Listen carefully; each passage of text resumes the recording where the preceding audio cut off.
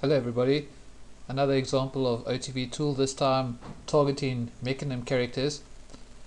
I found that the old way of how I was generating the model did not include any custom component scripts that you had on, and also I had to then differentiate between animator and the animation components, which is legacy, and the new Mecanim rig.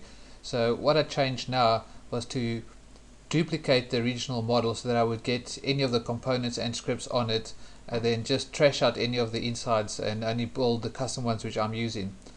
The reason why I do that is obviously because the tool, as mentioned before, only supports one skin mesh renderer, and this model, in fact, this is the default Mecanim example you can download from the Unity Asset Store.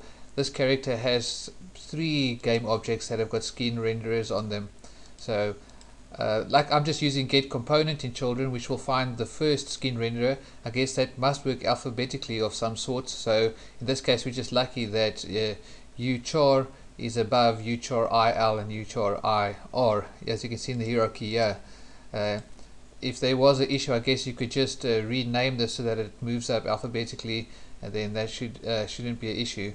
But for now, it is working. I can give you examples. So I've added the o2v converter tool onto here, and I've pushed the max dimensions up to 50 for the voxel count, and I've also deactivated adding the preview component for now, since we'll be controlling it with the third-person camera that came with the example.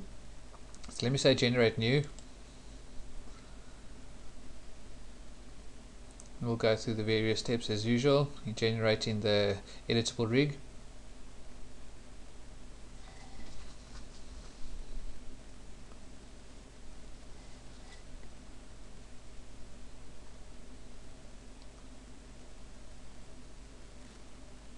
Okay, so there's our model. I'm just going to hide the environment for now so that we can quickly add some dividers between the legs. Just to set this to texture and Y, it's always very handy.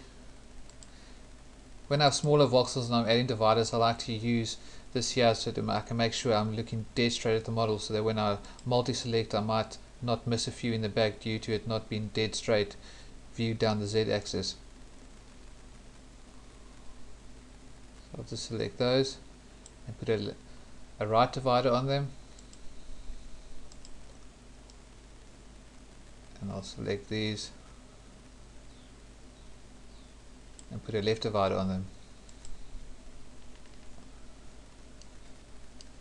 Okay, perhaps I'll just do some color thresholding. There we go.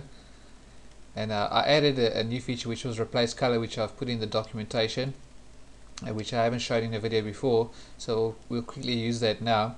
I see a few darker green ones here, and to reduce the vertex count, there's enough of a variance of colors here, so I don't think I need these here at all.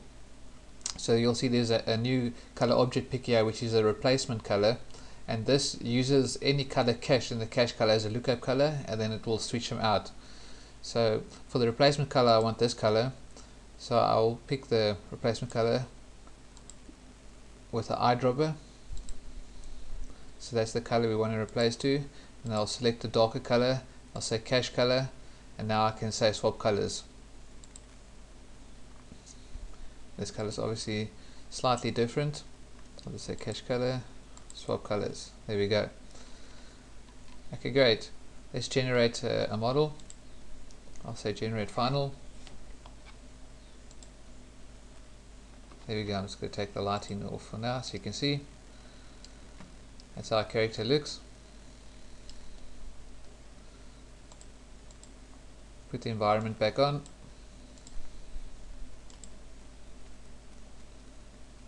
And let's hit play and check it out.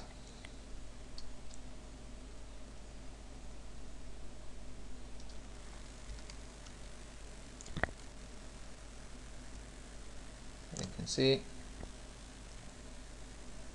model works great.